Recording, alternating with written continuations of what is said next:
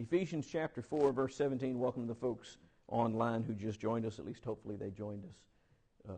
I pressed the button. I hope it started. Now this I say and testify in the Lord. This is Ephesians 4 and verse 17.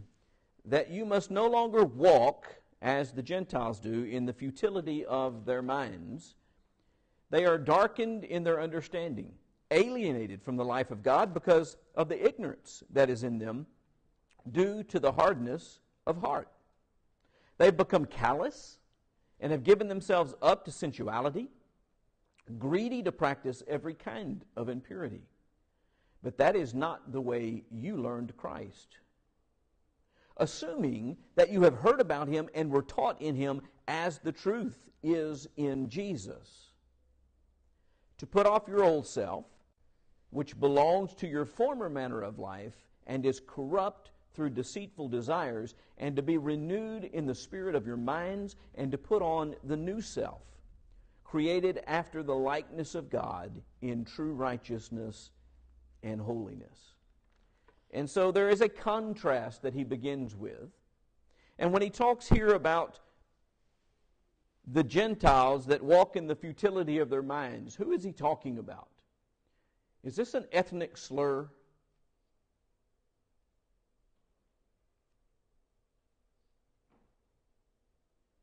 Is this a who wrote the letter of Ephesians? Paul did. What was Paul? Paul was Jewish. Is Paul saying that all Gentiles are evil and slimy because they're not Jews? Is that what he's saying here? Why does he say, don't walk as the Gentiles do?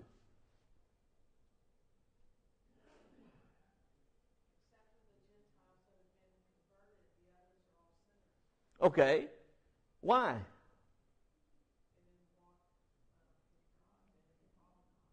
They didn't walk with God. They didn't follow God. All that's true.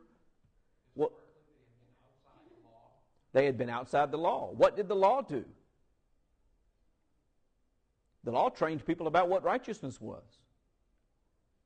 Once God concentrated his efforts and his prophets to the Jews, what happened to the Gentiles?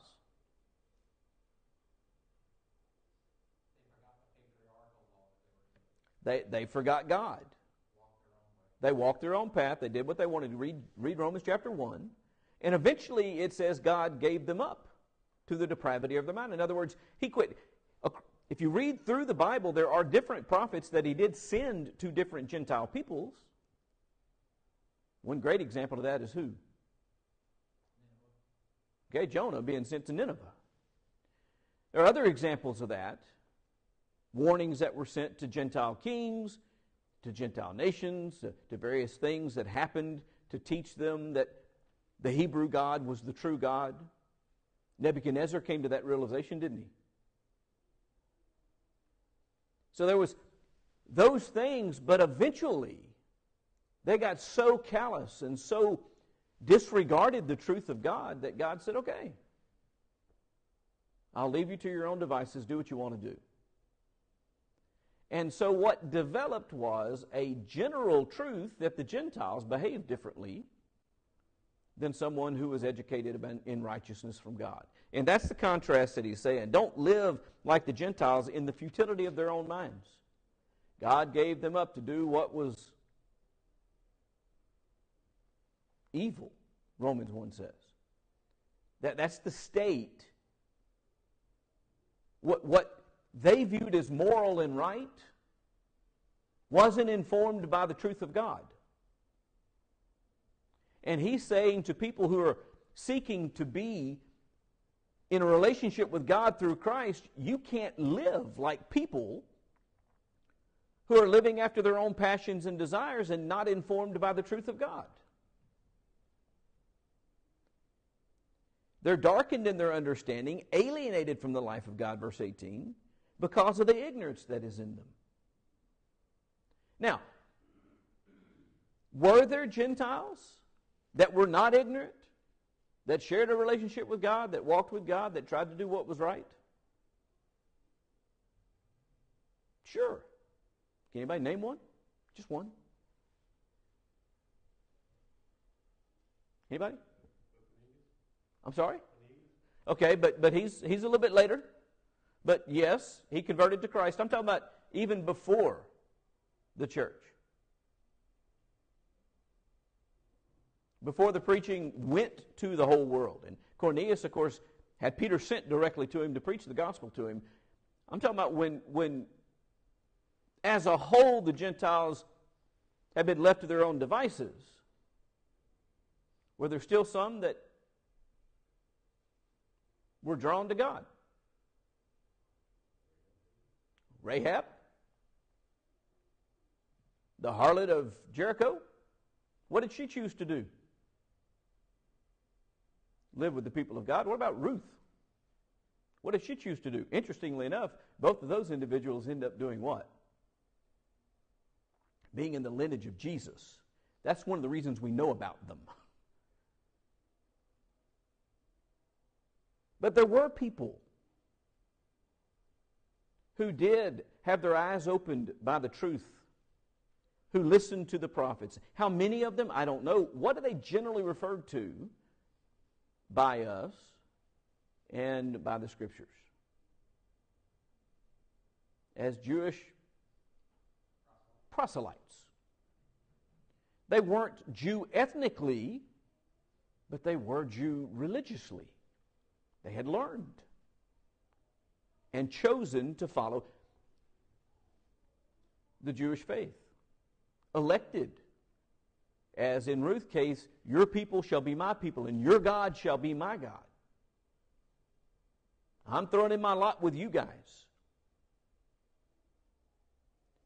That happened, but on the whole, they were ignorant because they didn't listen to the prophets of God. Many of them did what?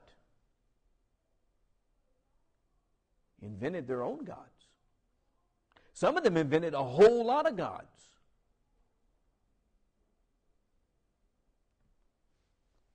Darkened in their understanding, alienated from the life of God. They've become callous and have given themselves up to sensuality. That was their God, really. When it comes right down to it, what was their God? Their appetite, their belly. Whatever their desire was. Greedy to practice every kind of impurity. But, and there's the contrast, but that's not the way you learned Christ. You didn't learn Christ in ignorance. You didn't learn Christ to be callous to what God and His prophets have said. You didn't learn Christ to just give yourselves up to your own sensuality. If you learned Christ, then you learned a different way of life than that. Assuming, he says, that you heard about Him. If you haven't heard about Christ, have you learned Christ? No. So he says, assuming that you've heard about Him and were taught in Him, as the truth is in Jesus. We talked about in the introduction that was not streamed, that the truth belongs to God. That the truth is God's, not ours. One of the big evils and schemes that arise from men today is this concept that there are multiple truths. That you have your truth and I have my truth, and that my truth is just as valid as your truth until your truth conflicts with mine, and then mine's better than yours. We won't get into that discussion. They can talk about how valuable everyone's truth is, but the fact of the matter is when your truth interferes with mine, which one do I choose?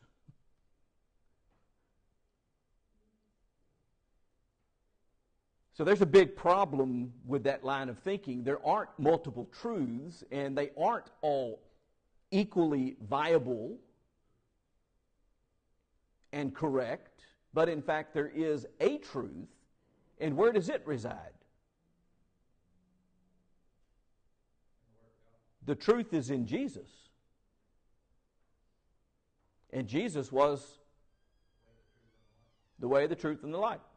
And He was the Word. with us. He was God with us. He was the manifestation of God in the flesh on the earth, and He is truth. It resides with Him. To put off your old self, that's what the truth tells us. The truth tells us that we have to take that old manner of life and do what? Take it off the way we take dirty clothes off. If we're walking along and we get sprayed by a skunk, what's the first thing we're going to do? There's two things we're going to do. We're going to take our clothes off, and we're going to take a shower really, really good and hope that we get the smell off of us and try to put on clean clothes so that we don't have that filth on us anymore. That smell. He says, look, if you learn the truth in Christ, then you were taught to put off the old self, which belongs to your former manner of life. It's corrupt through deceitful desires. Every one of us, by the way, every single person that's in Christ had a former manner of life that was corrupt with its own desires. And if we've been taught, and we're no longer walking around in the ignorance of our own desires, of our own concept of what's true, if we've been taught, then we have to put that old former manner of life aside and allow God to educate us about what is good and what is acceptable, what is right, and how we should live and what we should do. To be renewed in the spirits of your minds, he says in verse 23. That's where this takes place. Because if our minds are renewed, then what follows? Our behavior, our actions, the way we live. To put on the new self, created in the likeness of God, in true righteousness and holiness. True righteousness and holiness doesn't arise from within us. Where did our sensuality and desires lead us? Well, into greediness and to practice impurity. He's already covered that. But instead, we need to put on true righteousness that doesn't come from ourselves, but rather comes from God. True holiness. Therefore, having put away falsehood, what falsehood is that? If the truth is in Jesus, then where is falsehood? Outside of Jesus. Anywhere outside of Jesus. The truth is in Jesus. If we're going to draw this as a diagram, I can actually do that. I think. Here we go. I'm going to draw this as a diagram, and we draw a big circle. And truth is inside of that circle. That circle represents Jesus, and the truth is in Jesus. Then anything outside of that is false. All truth resides right here. And therefore the falsehood that he talks about is things outside of Christ.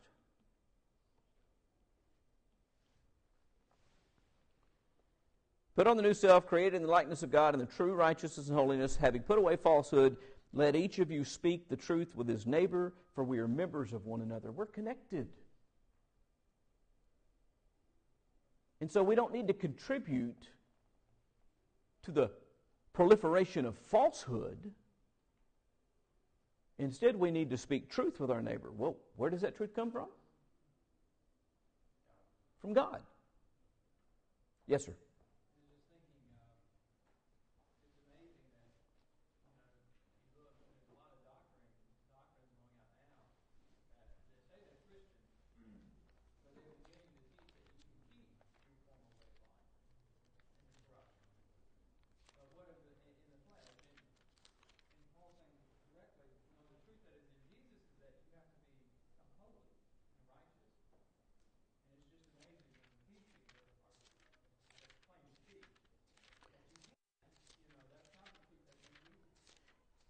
And to bring this and fold it back into what we've already seen in this chapter, those among us who fall prey to that doctrine that you can be in Christ and still do whatever you want to do, we haven't grown up to maturity. We're being tossed by every wind of doctrine that arises from the cunning and deceiving mind of man.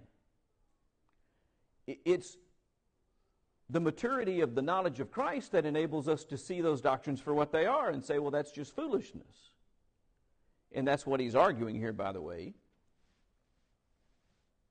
That falsehood, we have to put that falsehood away. If we've been taught Christ. Assuming that you've been taught Christ.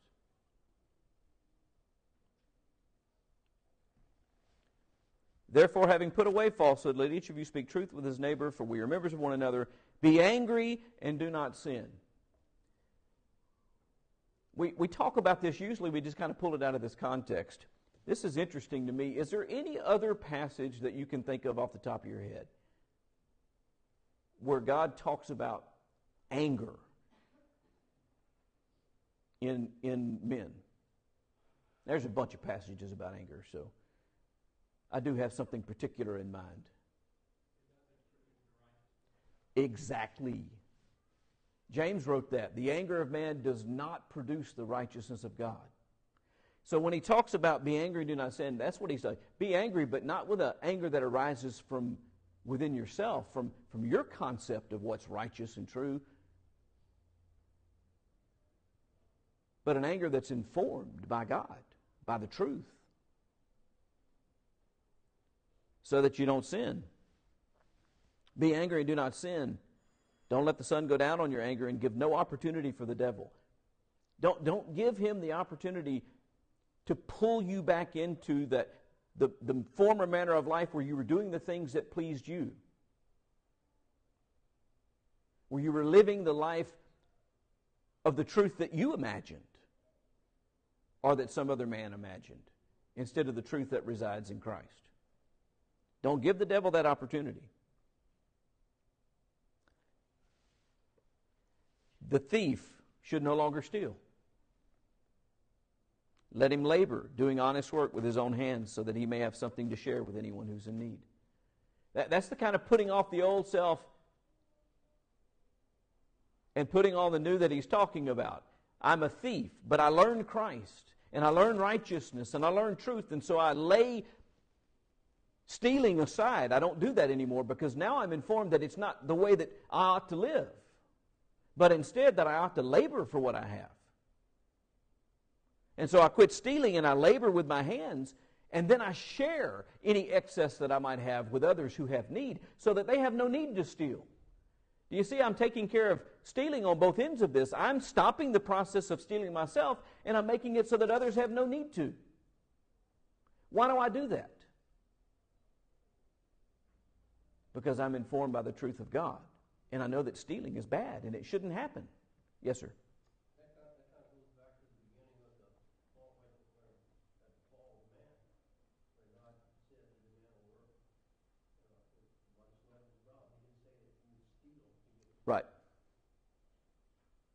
It's been the way of the world since Adam and Eve. And people have been cutting corners since Adam and Eve. Let no corrupting talk come out of your mouths. This laying aside stealing thing, that's a whole lot easier than the next one he deals with. Let no corrupting talk come out of your mouths, but only such as is good for building up, as fits the occasion. Remember, this goes all the way back to what he talked about in the first half of this chapter, which is about us as a body being built up and coming to maturity in Christ, coming to the unity of the faith that we're supposed to be preserving. So our speech is to only be that which is good to accomplish that outcome, to build up, to edify, to increase faith and knowledge in people, not to generate confusion, not to generate ignorance, building up it as fits the occasion, that it may give grace to those who hear. I appeal to Titus chapter 2, where we have the best description of grace as it comes from God. For the grace of God has appeared, bringing salvation, instructing men to deny ungodliness and worldly desires and to live sensibly and righteously in the present age. The grace of God is directly tied up with what? The revelation of His truth, which has instructed us in the righteousness of God. So our speech is to instruct in the things that God has revealed as true. That's what we're to use our tongue for. God gave us the ability to communicate. It's an extremely powerful gift. It's also terrifying, which is the way most things that are extremely powerful should be. To think about the idea that the things that I say to people can influence the way they understand themselves, the way they understand God, the way they live their lives. I can influence people and try to convince them that something is true and that they should build their life around that truth. That's terrifying. Yes, sir.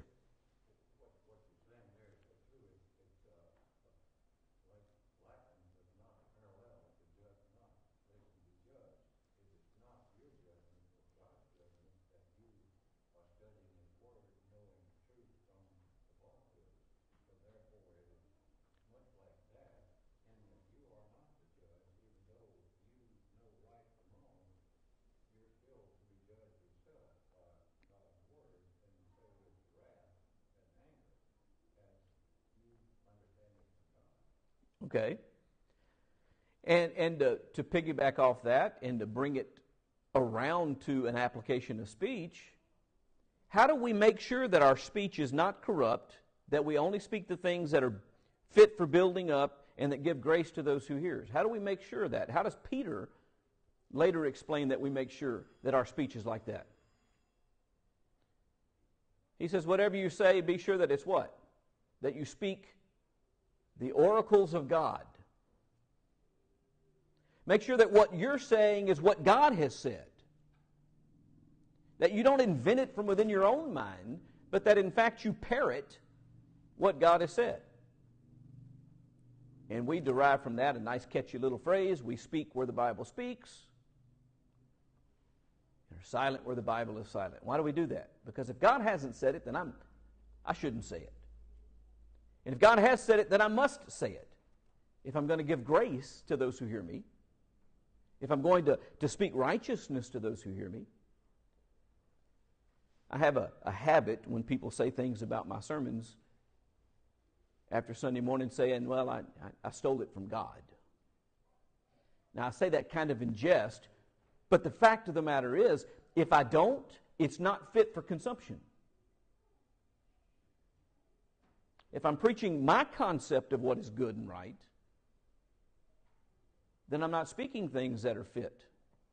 I got to stop, I think.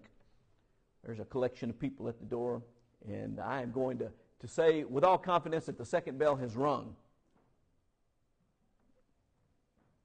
Appreciate y'all's presence and participation.